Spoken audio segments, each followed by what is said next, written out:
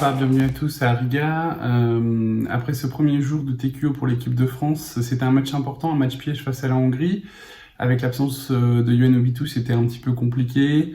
C'est toujours compliqué les rentrées en tournoi de qualification olympique et les tournois en général.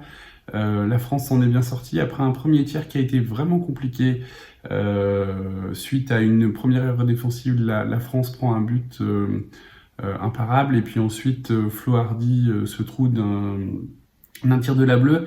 Mais heureusement, la France a fait un excellent second tiers et est revenue complètement dans le match grâce notamment à ses unités spéciales et le power play. Alexandre Texier a pu marquer un doublé grâce notamment à un écran de Sacha Trey et à la fin du second tiers, la France menait 3-2. Donc plutôt confiant pour ce troisième tiers. Et puis dans le troisième tiers, très vite, la France a réussi à se mettre à l'abri en menant 4-2. Malheureusement, c'est désolidarisé, pardon. Et puis la Hongrie est revenue à 4-3.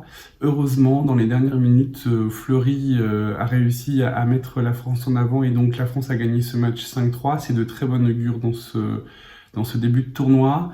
On peut vraiment considérer que les tiers 2 et 3 ont été de très bonne facture. Les unités spéciales ont bien fonctionné, donc c'est vraiment quelque chose de très positif. Maintenant, il faut se tourner très très vite vers l'Italie dès demain.